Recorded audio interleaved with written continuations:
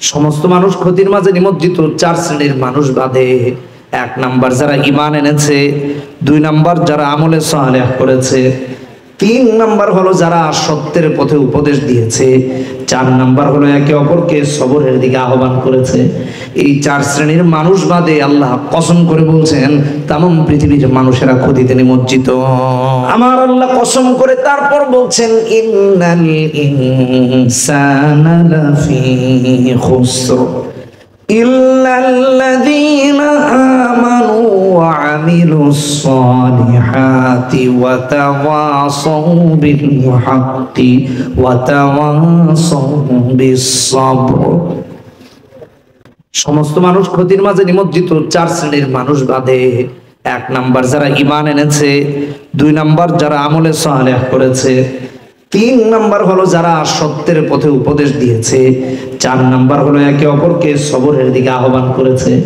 এই চার শ্রেণীর মানুষ বাদে আল্লাহ কসম করে বলছেন তামাম পৃথিবীর মানুষেরা ক্ষতিতে নিমজ্জিত। এই চারটা কাজ মাথায় রাখেন। এটা এই বছরের আপনার আমার জন্য আল্লাহর করা উপদেশ, মৃত্যু পর্যন্ত যেন কাজে লাগাতে পারি।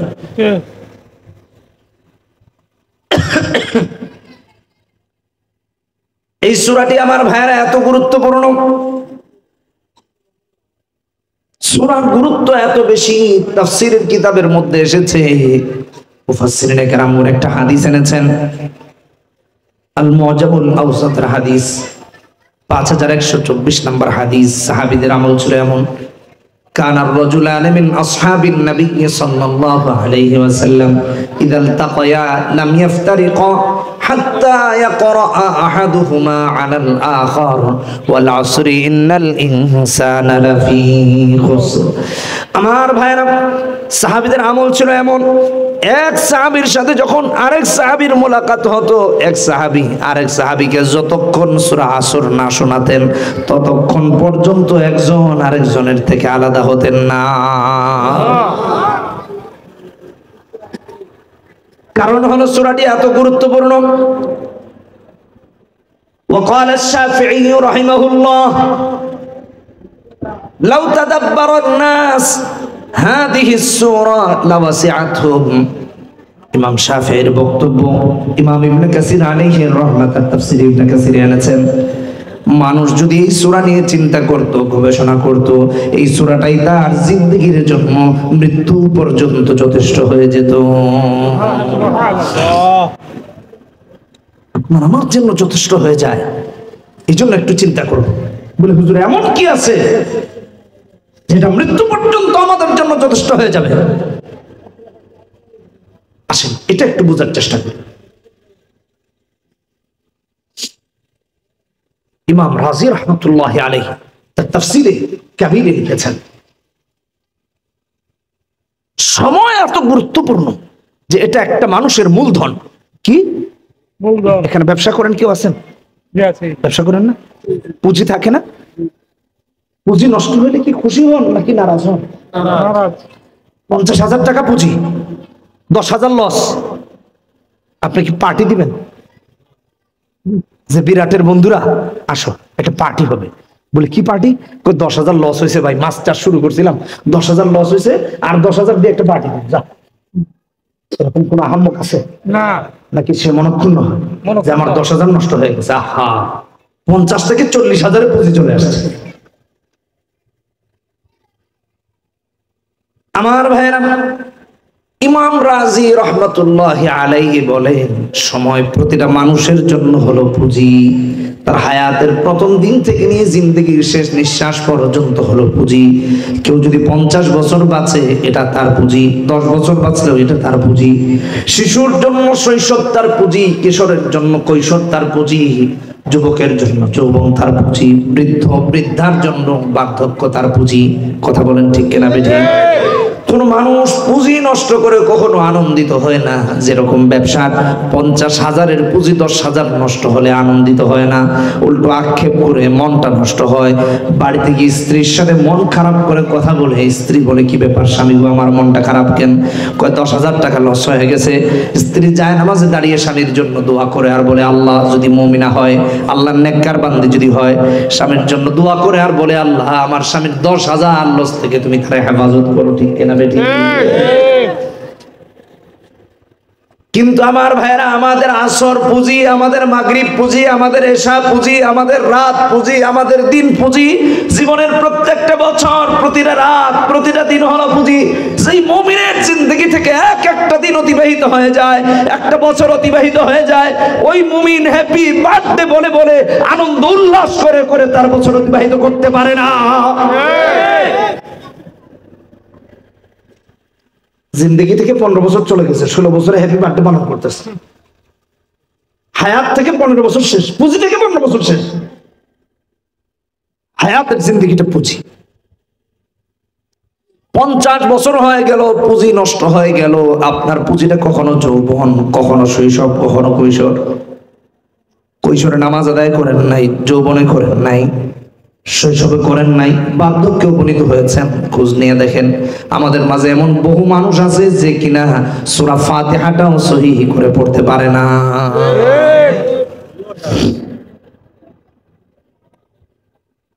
আপনার আমার যদি হায়াত থেকে, পুঁজি থেকে যদি এক একটা বছর অতিবাহিত হয়, মুমিন কখনো হ্যাপি বার্থডে বলে আনন্দ উদযাপন করতে পারে না। হযরত আবু বকর কোথায় হ্যাপি বার্থডে পালন করেছেন? ওমর করছেন না, নবীজি করছেন না। তাহলে কেন এগুলা করেন? বরং মুমিনের তো আক্ষেপ হওয়া দরকার যে আমার জিন্দেগি থেকে 20টা বছর চলে গেছে, কারণ জানি না আমি কবে মারা যাব, কারণ কে কতদিন বাঁচবে এটা কে জানেন? ওয়া মা তাদরি নাফসুম বিআই আরদিন তামুত। সূরা লুকমান 34 নম্বর আয়াত। কার কখন কোথায় মৃত্যু হবে এটা কে জানেন? আল্লাহ জানেন। আমাদের হায়াতের পুঁজি থেকে যে নষ্ট করতেছি সময়, এটার জন্য আক্ষেপ করা দরকার। একটা বছর যদি অতিবাহিত হয়ে যায়, আপনার আমার সিজদায় পড়ে তাওবা করা দরকার যে আল্লাহ এই বছরটা নষ্ট হয়ে গেছে, কত ফজর মিস হয়ে গেছে, কত জোহর মিস হয়ে গেছে, কত আসর মিস হয়ে গেছে। আনন্দ উদযাপন করা না, বরং আল্লাহর কাছে অনুশোচনা নিয়ে তাওবা। আমি কি কথাটা বুঝাইতে পারছি ভাই? আমার কথাটা বুঝাইতে পারছি? এগুলো ইহুদি নাসারাদের কাজ, মানুষকে বিভোর করে দেওয়া, আখিরাতের ব্যাপারে গাফেল করে দেওয়া। তাই তো হ্যাপি বার্থডে পালন করে নামাজ, দিনদারি, এগুলার কোনো খবর নাই। আল্লাহ মাফ করুন। আমার ভাইরা, হাদিস মুস্তাদরাকে হাকিমের হাদিস 8082 নম্বর হাদিস। নবীজি বলেন ইগতানিম খামসান ক্বাবলা খামসিন, শাবাবাকা ক্বাবলা হারামিক, ওয়া সিহাতাকা ক্বাবলা সাকামিক, ওয়া গিনাকা ক্বাবলা ফাকরিক, ওয়া ফারাগাকা ক্বাবলা শুগলিক, ওয়া হায়াতাকা ক্বাবলা মাউতিক। 5টা জিনিসকে 5টা জিনিসের আগে গনিমত মনে করো। কারণ হলো এই 5টা জিনিস আপনার আমার পুঁজির সাথে সম্পর্কযুক্ত। ঠিক কিনা বেঠি? পুঁজির সাথে সম্পর্কযুক্ত। এজন্য ইমাম রাজি উদাহরণ দিয়েছেন তাফসিরে কাবীরে। এক বরফ বিক্রেতা বরফ বিক্রি করে, যত সময় যায় তার বরফগুলো গলে গলে পড়ে যায়। বরফ বিক্রেতা চিৎকার দিয়ে দিয়ে বলে ইরহামু মাইয়াযুবু রাসু মালিহি, ইরহামু মাইয়াযুবু রাসু মালিহি। যার পুঁজি গলে যায় তার উপরে তোমরা দয়া করো। কেউ যদি দয়া করে তার বরফ কিনে নেয় তাহলে তার পুঁজিটা কালেক্ট হবে, আর 5000 টাকার বরফ যদি গলে গলে শেষ হয়ে যায় তার পুঁজি নষ্ট হয়ে যাবে। আমার ভাইরা, ওই বরফ বিক্রেতার মতো আপনার আমার সময়টা হলো পুঁজি। কেউ নামাজ পড়লেও চলে যায়, নামাজ না পড়লেও চলে যায়। আজকের ফজর যে আদায় করে নাই তার জন্য কি ফজর অপেক্ষমান নাকি? আগামী কালকের ফজর আসবে যেটা আজকের ফজর নয়, আগামী কালকের জোহর আসবে যেটা আজকের জোহর নয়, আগামী কালকের আসর মাগরিব এশা আসবে যেটা আজকের আসর মাগরিব আর এশা নয়। নয়। আজকের যে সময় চলে গেল এটা আজকেই চলে গেল। ইমাম রাজি এই জন্য উদাহরণ দেন, ওই ব্যক্তির উপর দয়া করো, রহম করো যার পুঁজি গলে যায়। তিনি বলেন আমি সময় বুঝে ফেলেছি, সময় এমন পুঁজি চাইলেও গলে যায়, না চাইলেও আমাদের থেকে চলে যায়। সূর্য উত্তোলন হওয়া এবং সূর্য অস্তমিত হওয়া আমাদের পৃথিবীর কেউ কোনো নিয়ন্ত্রণ রাখে না। রাত রাতের মতো আসবে, দিন দিনের মতোই আসবে। রাত চলে যাবে তো শেষ, দিন চলে যাবে তো শেষ। দিনকে কাজে লাগাই, রাতকে কাজে লাগাই। এই জন্য আমার ভাইরা, মুস্তাদরাক হাকিমের হাদিসে এসেছে 8082 নম্বর হাদিসে, পাঁচটা জিনিসের আগে গনিমত মনে করো। এক নাম্বার হলো শাবাবাকা ক্বাবলা হারামিক, যৌবনকে বার্ধক্যের আগে। কলিজার টুকরা ভাইরা, আপনাদের কথা কি বলবো, বার্ধক্য তো এমন ওজোর, কত বার্ধক্যে মানুষ গিয়ে দেখেন বৃদ্ধাশ্রমে পরে পরে ঘুরে আসছে। কয়েকদিন আগে দেখলাম এক বাবা ধানমন্ডিতে সন্তানের বাড়ি আছে, তারপরও বাবার জায়গা হয়েছে বৃদ্ধাশ্রমে। অনেকে এই ভিডিওটা দেখেছেন। আহা, সন্তানকে দিন শেখান, এলেম শেখান। প্রকৃত আলেম কখনো তার বাবা আমাকে বৃদ্ধাশ্রমে দিতে পারে না। দিন শেখান, কোরআন শেখান। আল্লাহ ভীরু সন্তান কখনো বাবা মাকে বৃদ্ধাশ্রমে দিতে পারে না। খোঁজ নিয়ে দেখেন। যুবক ভাইয়েরা আমার, যৌবনকে কাজে লাগাও বার্ধক্যের আগে। আজকে তুমি যুবক, অথচ তুমি করতেছো মাস্তানি, করতেছো গুন্ডামি, এক জায়গায় গিয়া চাও চাঁদাবাজি, রাস্তায় করতেছো ছিনতাই।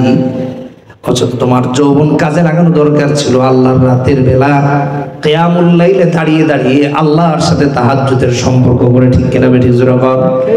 ফজরে মসজিদে যাওয়ার দরকার ছিল, জোহরে মসজিদে যাওয়ার দরকার ছিল, আসরে মাগরিবে এশায় যাওয়ার দরকার ছিল। তুমি যাও না। এমন একদিন আসবে বিছানায় পড়ে থাকবা, কিন্তু ইচ্ছা থাকলেও আল্লাহর করে যাওয়ার ক্ষমতা থাকবে না। বার্ধক্য আপনাকে আমাকে এমন মাজুর বানায় দিবে। খোঁজ নিয়ে দেখেন কত বাড়িতে এমন লোক আছে, বিছানায় বয়স তাকে এমন ভাবে ফেলে দিয়েছে, শরীরের নিচে আলাদা বেড রাখা হয়েছে যেন দেহ পচে না যায়, কিন্তু আস্তে আস্তে দেহের পচন ধরে। এটা হলো বার্ধক্য। এই জন্য যৌবনকে কাজে লাগান। 2 নম্বর হলো সিহাতাকা ক্বাবলা সাকামিক, অসুস্থতার আগে সুস্থতাকে গনিমত মনে করেন। এখন থেকে 2 ঘন্টা আগে, 3 ঘন্টা আগে আমি নিজেও ভাবি নাই যে আমি আপনাদের সামনে কথা বলবো। এমন অবস্থা হয়ে গেছিল। কিসের বড়াই করেন আমার ভাইয়েরা, কিসের বড়াই করো আমার কলিজার টুকরা যুবকেরা। ভাত খেতে গিয়া যদি একটা ভাত গলা থেকে নাকের দিকে উঠে যায়, শ্বাস নিঃশ্বাস বন্ধ হয়ে আসে কিনা বলেন? কিসের এত বড়াই, কিসের এত অহংকার?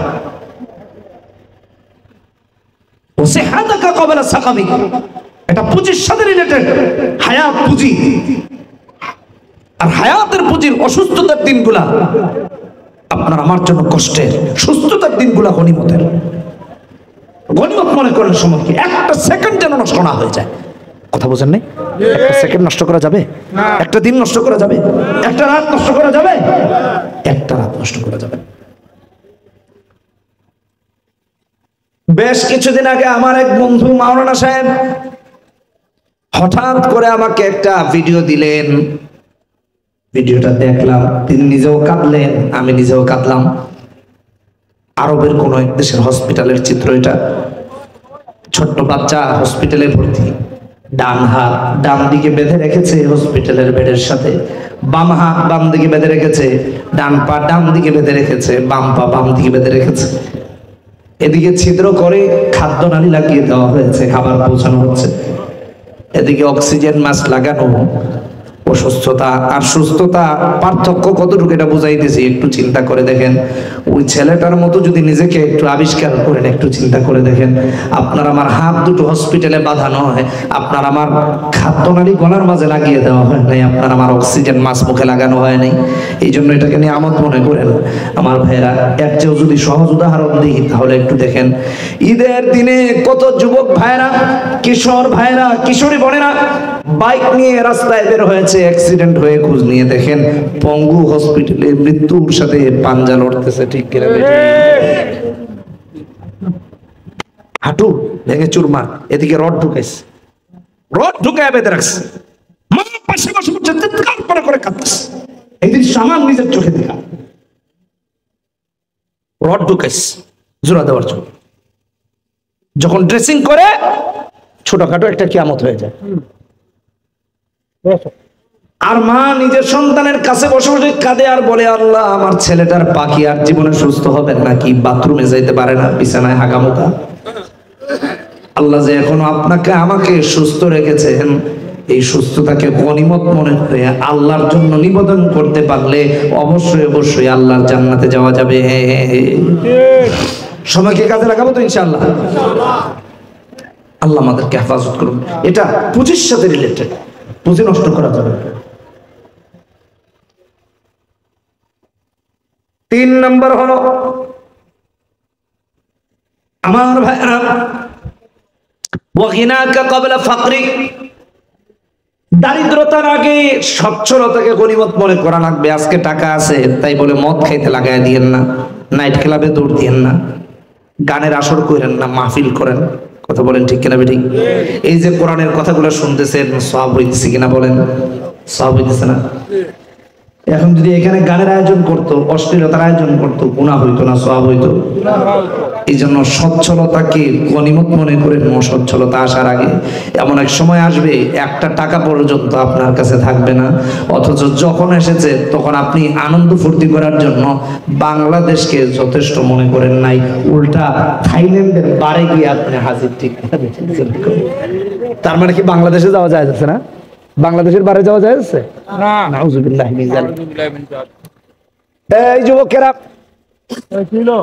তোমরা কি দেখো নাই ঈদের দিনে যুবকেরা বাংলা মদ খায় শুয়ে মারা গেছে? সালামে টালামে ভালো করে কালেক্ট করে চিন্তা করছে, আজকে ইংলিশ খাবো না, বাংলাই খাবো জনমের মতো। এমন বাংলা খাওয়া খাইছে আর জিন্দেগিতে চক্ষু খোলার ক্ষমতা নাই। টাকা পাইলে এমনটা করা যাবে না। ইসলাম আপনাকে আমাকে রেস্ট্রিকশন দিয়ে দিয়েছে।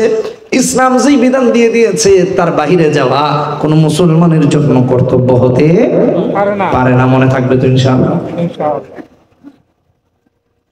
অনেকজন আছে দোয়া করে, আল্লাহ বিপদে পড়ছি, মিল ফ্যাক্টরি এটা তুমি ঠিক করে দাও। আল্লাহ যখন আবার ঠিক করে দেয়, সঙ্গে সঙ্গে রাতের বেলা দেখবেন নাইট ক্লাবে গিয়ে হাজির। কথা কোন ঠিক কিনা বেঠিক? টাকা যখন খাওয়া শেষ, আবার মসজিদে গিয়ে কয়, আল্লাহ এবারের মতো মাফ করে দাও। এইবার যদি তুমি আমার 20 লাখ টাকা দাও, 10 লাখ টাকা দিয়ে এলাকায় একটা মসজিদ বানায় দিব। চিন্তা করে, আল্লাহ একবারও তো তোমার বিশ্বাস রাখি না, এইবার এটলিস্ট তোমার মসজিদের টাকা তুমি রাইখা দাও, 10 লাখ বাকি টাকাগুলো আমারে দাও, কারণ একবারও তো তোমার বিশ্বাস রাখিনি। আল্লাহ হেদায়েত দান করুন, আমিন। এই জন্য সচ্ছলতাকে অসচ্ছলতা আসার আগে গনিমত মনে করা মুমিনের কাজ। ঠিক কিনা বেঠিক আমার ভাইরা? গনিমত মনে করবো তো হ্যাঁ? টাকা পয়সা থাকলে কার রাস্তায় খরচ করবো জোরে বলেন? কার? আল্লাহর রাস্তায়। 4 নাম্বার হলো ওয়া ফারাগাকা ক্বাবলা শুগলিক, ব্যস্ততা আসার আগে অবসরকে গনিমত মনে করেন। একদিন দেখবেন এমন ব্যস্ততা আসবে যে আপনার দম ফালানোর মতো ক্ষমতা থাকবে না। ঠিক কিনা বেঠিক জোরে বলেন? এই যে দেখেন এমন ব্যস্ততা, আমার যেটুক মনে পড়ে এই 3 রাতে মাত্র 6 ঘন্টা ঘুমাইছি। শরীর খারাপ হওয়ার কারণ ব্যস্ততা। এমন ব্যস্ত আমাদের মাঝে বহু মানুষ আছে, আপনি বিদেশে গিয়ে দেখেন, আমি বহু দেশে দেখেছি, হেঁটে হেঁটে একজন বাঙালিকে ডাকতেছেন, সে বলতেছে ভাই আমার সময় নেই, 7টার মাঝে অফিসে ঢোকা লাগবে, তোমার যদি কিছু বলার হয় আমার সাথে হেঁটে হেঁটে বলো, অফিসের গেট পর্যন্ত যে তোমারে সময় দিতে পারবো, এর বেশি 1 সেকেন্ড সময় দিতে পারবো না। এই জন্য আমার ভাইরা, ব্যস্ততা আসার আগে অবসরকে কাজে লাগান। আর আমাদের দেশের যুবকেরা ব্যস্ততার সময় তো ব্যস্ত, অবসরকে কাজে লাগায় ফেসবুক চালায়া চালায়া, ইনস্টাগ্রাম চালায়া চালায়া, টিকটক বানায়া বানায়া। রাত 3টা বাজে দেখবেন এলাকার ব্রিজের কালভার্টে বসে বসে ফ্রি ফায়ার খেলে। প্রায় সময় রাস্তা দিয়ে আসার টাইমে দেখি ঠুস ঠাস মারতেছে, খেলতেছে ফ্রি ফায়ার পাবজি। এই যুবকেরা, মুসলমান তুমি, গভীর রাতে Free Fire PUBG TikTok Instagram Likee Facebook চালানোতে তুমি ব্যস্ত, তোমার তাহাজ্জুদ কোথায় গেল? মাফ করে দিয়েন, কেউ কষ্ট পায় না, আমার বলা ছাড়া উপায় নেই।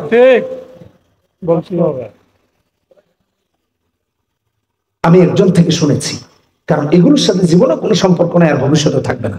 এই যে ফ্রি ফায়ার পাবজি, একজন আমাকে বলতেছে, হুজুর জানেন এটি কেমনে খেলে? বলে কেমনে? এক এলাকা আর এক এলাকার সাথে নাকি যুদ্ধ করে, জানেন? উত্তরপাড়া আর দক্ষিণ পাড়া ফর এক্সাম্পল, এখন উত্তরপাড়া সৈন্য টৈন্য কালেক্ট করে, দক্ষিণ পাড়া সৈন্য কালেক্ট করে, এর উপর হামলা চালায়, এর উপর হামলা চালায়। আবার অনলাইনে খেলে, কখনো আমেরিকার কারোর সাথে খেলতেছে, কখনো ইসরায়েলের কারোর সাথে খেলতেছে, কখনো লন্ডনের কারোর সাথে খেলতেছে, অনলাইনে খেলে, আবার ডলার দিয়ে খেলে। এই সমস্ত গেমস এগুলো ইলুমিনাতিদের, যারা দাজ্জালের প্রতিনিধিত্ব করে তাদের। তুমি আর আমি সেই গেমস ডাউনলোড করা, সেই গেমসের ডলার দিয়া, ডলার খরচ করা, মুসলমানের বুকে সেই ডলার গুলি হয়ে আঘাত হানতেছে, আর তুমি সেই টাকা ওদেরকে দিতেছো। এগুলো বন্ধ করো কলিজার টুকরা যুবকেরা। এখন অনেক মেয়েরাও এগুলোতে জড়িত, মেয়েরাও জড়িত।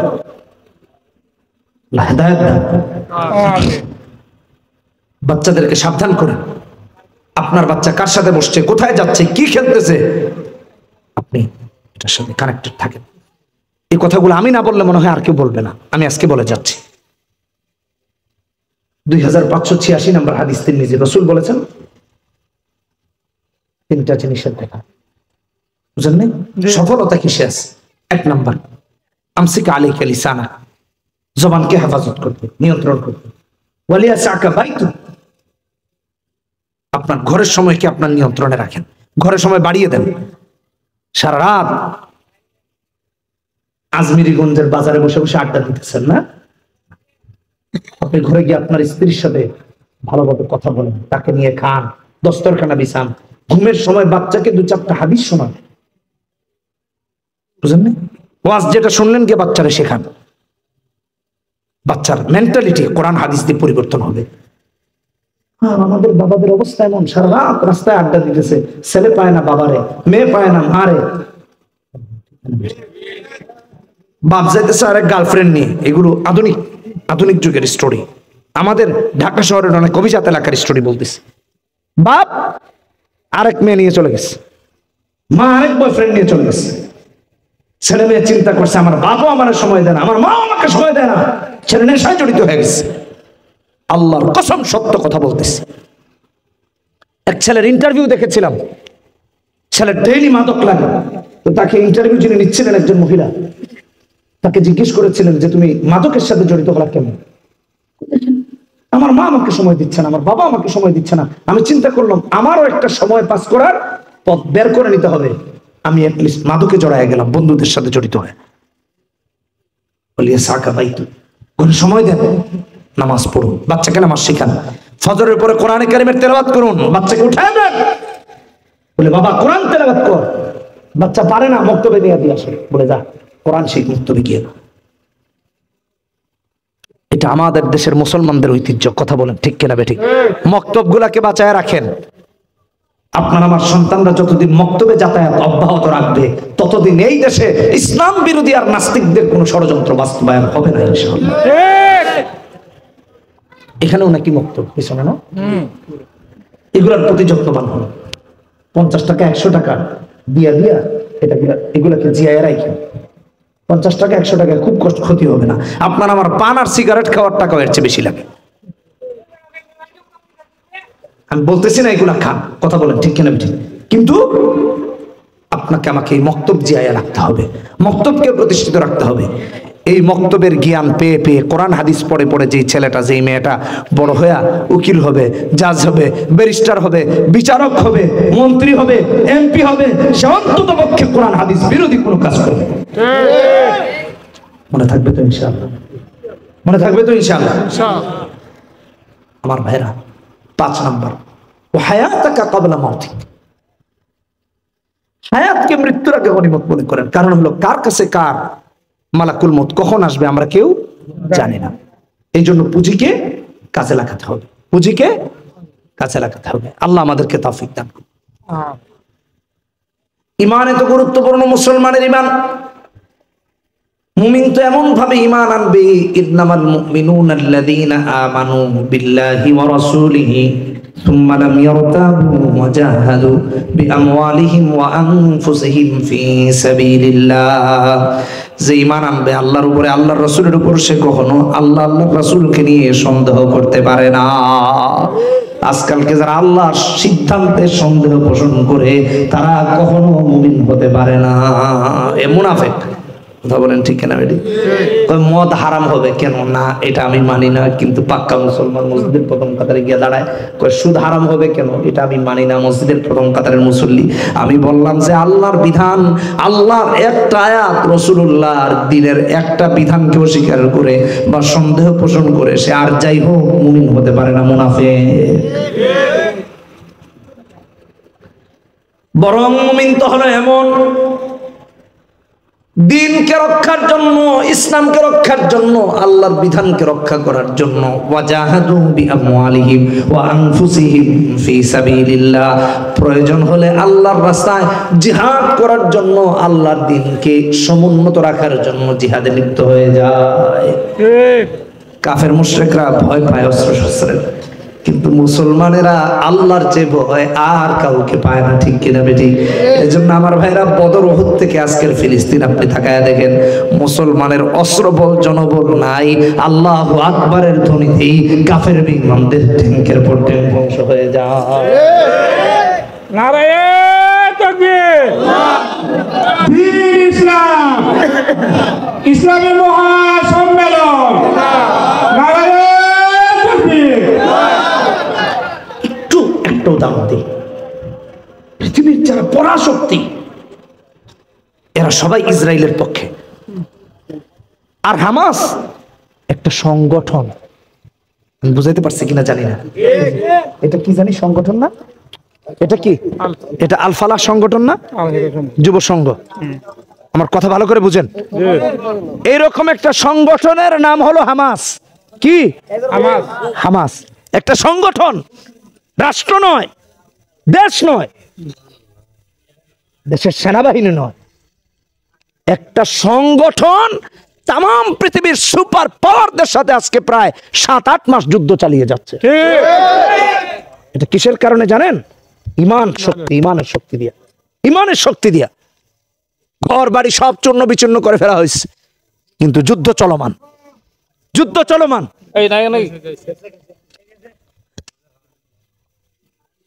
ভাইরা আমার, মুসলমানের ইমানের হালত তো এমন, মুসলমান আল্লাহু আকবারের ধ্বনি দিয়া সামনে আগায়, বাতিলের রক্তচক্ষু কামান আর অস্ত্র শস্ত্র মুসলমানের আল্লাহু আকবারের ধ্বনির সামনে ধূলিসাৎ হয়ে যায়।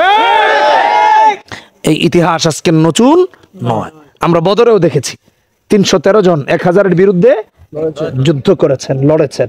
আর আজকে আমরা দেখলাম মাত্র কয়েকজন, গুটি কয়েক সদস্য একটা সংগঠনের, এরা আমেরিকা, ব্রিটেন, কানাডা, এদের অস্ত্র শস্ত্র বোমা যারা দিয়ে সাহায্য করতেছে তাদের বিরুদ্ধে লড়াই করতেছে। আজকে 6-7টা মাস যাবত ইমান যখন মজবুত হয়, মুমিনকে কোনো শক্তি পরাজিত করতে পারে না। ইনশাআল্লাহ আমাদের ইমানও যখন মজবুত থাকবে, আমরাও যখন মুমিন হব, আমাদের ইমান নিয়ে আমরা জিহাদে অংশগ্রহণ করব, কোন বাতিল শক্তি আমাদের সামনে টিকতে পারে না। আল্লাহ হেদায়েত দান করুন। মুসলমানের ইমানের শক্তি এমন, একজন সাহাবী ছিলেন তুফাইল ইবনে আমর দাউসি। ডক্টর আব্দুর রহমান রাহমাতুল্লাহি আলাইহি তার সুয়ার মিন হায়াতিস সাহাবা উল্লেখ করেন, ইয়ামামার যুদ্ধে শরীক হয়েছেন মুসাইলামাতুল কাযযাবের বিরুদ্ধে, মিথ্যা নবীদারের বিরুদ্ধে। আল্লাহ রসুল শেষ রসুল, এরপরে আর কোন রসুল আসবে না, ঠিক কিনা বেঠিক জোরে বল। মুসাইলামাতুল কাযযাব যখন নবী দাবি করেছে, তার বিরুদ্ধে মুসলমানেরা জিহাদে শরীক হয়েছেন। যুদ্ধে যখন গেলেন, যখন বিশ্রাম নিচ্ছেন, তিনি স্বপ্ন দেখলেন 1 নাম্বার তার মাথাটা কে যেন চেষে ফেলেছে, মুন্ডিয়ে দিয়েছে। 2 নাম্বার দেখলেন তার ভেতর থেকে একটা পাখি উড়ে উড়ে আসমানের দিকে চলে গিয়েছে। 3 নাম্বার দেখলেন তাকে একজন নারী উদরে গ্রহণ করেছে, মারা যেমন এরকম আমাদেরকে পেটে নেন এরকম আর কি। 4 নাম্বার দেখেছেন তার সন্তান তার হর্ণ হর্ণ হয়ে তালাশ করতেছে। ঘুম ভেঙে গেল, সাহাবীদেরকে ডেকে বলেন, সাহাবীরা রাসূলের আমি এই এই স্বপ্ন দেখেছি। সাহাবীরা কয়েন তুফাইল ইবনে আমর দাউসি তুমি তো খুব ভালো স্বপ্ন দেখেছো। তুফাইল ইবনে আমর দাউসি বলেন হ্যাঁ হ্যাঁ নিশ্চিতভাবে নিঃসন্দেহে আমি উত্তম স্বপ্ন দেখেছি। আমার স্বপ্নের ব্যাখ্যা তোমরা জেনে নাও। 1 নাম্বার হলো আমি যে স্বপ্ন দেখেছি আমার মাথাটা মুন্ডিয়ে দেওয়া হয়েছে, চেষে ফেলা হয়েছে। তার ব্যাখ্যা হলো জিহাদ করতে করতে আল্লাহর রাস্তায় আমার মাথাটা দেহ থেকে আলাদা করে দেওয়া হবে। আসসালামু আলাইকুম। এখন শেষ করে দিচ্ছি। 2 নাম্বার আমার ভেতর থেকে যে পাখিটা উড়ে গেল এটা হলো আমার আত্মা, উড়ে আল্লাহর জান্নাতে চলে গেছে। 3 নাম্বার একজন নারী যে আমাকে উদরে গ্রহণ করেছেন তার মানে হলো আমার মৃত্যু হবে, শাহাদাতের মৃত্যু, আর আমাকে কবরে দাফন করা হবে। 4 নাম্বার আমার ছেলে যে আমাকে হন্য হন্য খুঁজতেছে তার ব্যাখ্যা হলো আমি শহীদ হয়ে যাওয়ার পর আমার ছেলেও আল্লাহর রাস্তায় শহীদ হবে, এমনকি আল্লাহ জান্নাতে গিয়ে আমার তালাশ করতে থাকে। ঠিক এই স্বপ্ন দেখার পরে জিহাদে অংশগ্রহণ করেছেন, শহীদ হয়ে গেছেন, বাতিলের কাছে মাথা নত করেন নাই।